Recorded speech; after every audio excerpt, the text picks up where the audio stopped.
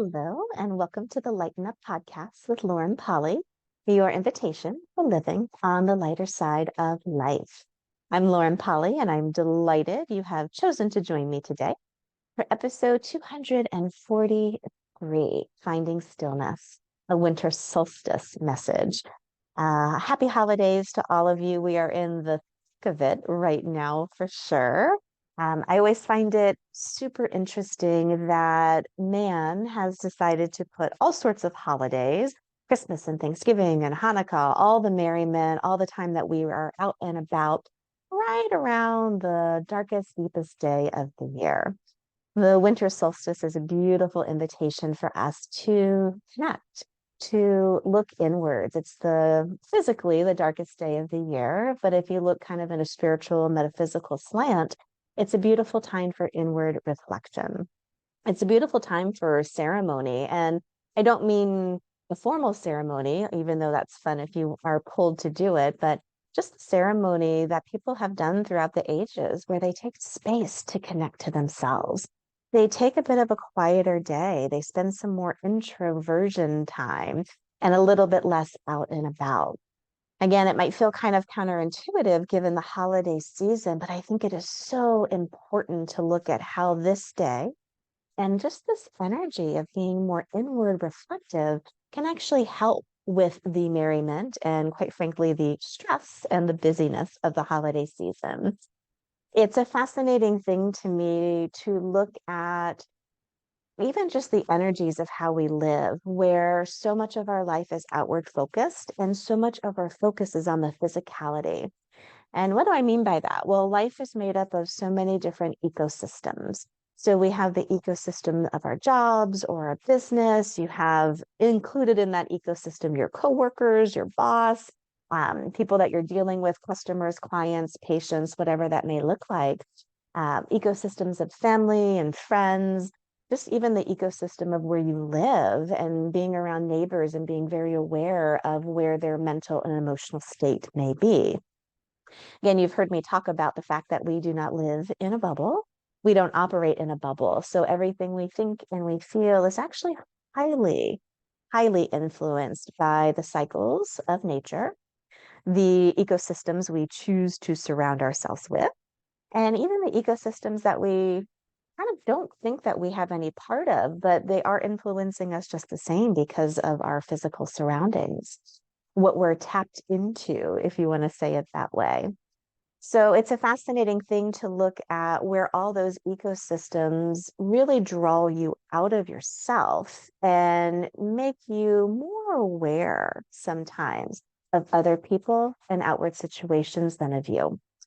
I have found through my life journey and working with tons and tons of people that a lot of our life choices are highly influenced by that as well. And sometimes when you actually start to kind of push the edge of that a little bit, where maybe you're too involved with other people, maybe you're too outwardly focused and busy, that you end up losing a sense of connection with yourself, which is fascinating because the season is all about connection, connecting with other people, your family, your friends. But I think we go about connection in a funky way too, where we actually look at connecting outside of ourselves in the physicality of the world versus starting in home base, which is ourselves. So to me, when I woke up this morning, it's a beautiful day here in Southern California. We got tons of rain yesterday, which is super unusual. And I woke up at 5 this morning and the clouds were parting. I could kind of see the moon and a little bit of the sun starting to come up. I sat for my meditation, and it was the first time in a really long time that my meditation wasn't full of brain jibber jabber. I don't know if you've or a meditator yourself, but sometimes where you just sit quietly for a little bit and your brain is just going through the things you have to do today, the things you did yesterday, this person who's upset with you, this thing over here, and then random stuff starts coming in as well. The invitation with meditation, of course, is to be able to sink down past that. This was the first time in a while where I was actually able to do that. And it's not that you make your meditation practice wrong or the cycle of life right now, which might just be busier and more outwardly focused, wrong. it's just a beautiful invitation to know that that space is still there, even when things are noisy. And I think sometimes we forget about that. And especially in this season when emotions are hot and high, there's a lot of stress. Uh, there's sometimes a lot of obligation to be very social when maybe you're feeling more of the drawl of the winter solstice and the darkest day where you actually want to pull in. Being able to take space and create stillness, the ability to listen in any way that works for you, I think is very important. And for me, it was a good reminder of the fact that that stillness is always there for me to steep in, even for a little bit before I move about my busy day. It's just so many of us don't take the time or the space to do it. And for me, I really looked at this morning of where I'm not really prioritizing that. So even when I sit for my meditation practice or I do my yoga, or I just want to be by myself in nature for a little bit, still let my brain run amok. I still let my mind go. Where I feel like we could all push a little bit more into prioritizing and being a little bit more focused on this is what I'm doing right now. I actually want stillness. I don't want to be engaged in the mind jibber jabber. I don't want to be obligated to socialize right now. I just really need to listen to myself. So many of us, especially those who listen to this podcast, are empaths. We are highly sensitive people. We have a little bit of a divergence going on where we maybe think and we feel differently.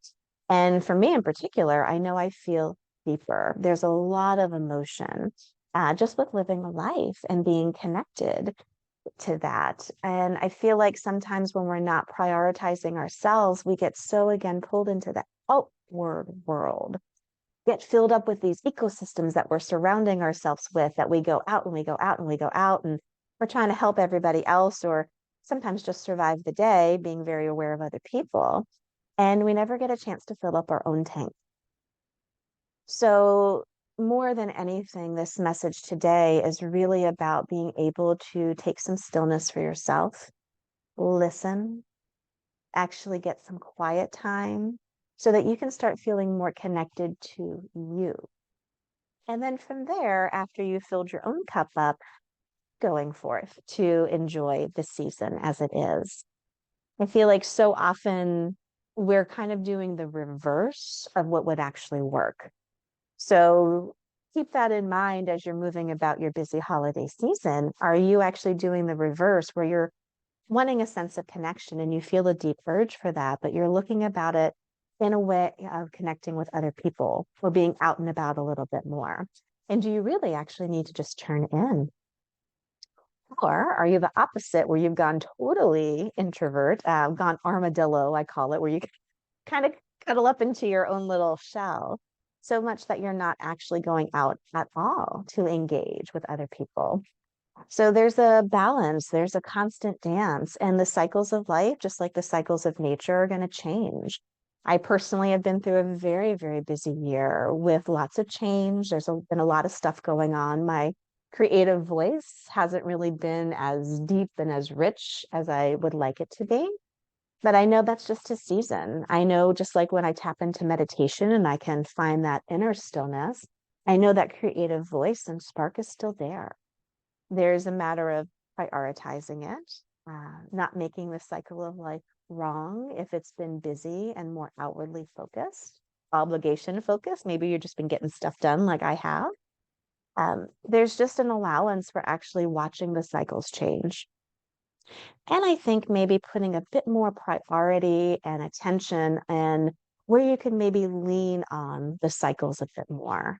And what I mean by that again is this winter solstice is a great opportunity to lean into the stillness and to carry that forth when you go back out into the holiday season. So it's a lovely dance. It's a lot of kind of individual work where you are in this moment and what you may need. But you never really know that. You never really know what you need unless you actually take time to be still, take time to listen and to tap in and to connect to yourself. So my invitation for you this holiday season is just to find that stillness for yourself and to maybe prioritize your needs. Maybe not over other people. That may be a big stretch for some of you, But what if you prioritize them just as much as you prioritize the ecosystems you're involved in? There's so much more richness that I think all of us can enjoy. I know I'm constantly pushing the edge of that. And this is a beautiful invitation in the steepness and stillness of the winter solstice to connect to you. And then a beautiful invitation right on its heels to step out into the merriment of the season and not lose it. Connecting with others without losing the connection to yourself. I hope you have an amazing holiday season. I hope this episode popped open some space and maybe gave you a little bit more allowance and a little less judgment if you've been going through similar things where you've just been feeling disconnected or stressed or overly busy. And an invitation just to, again, come back home to yourself. Have an amazing week. And as always, I will chat with you next Tuesday.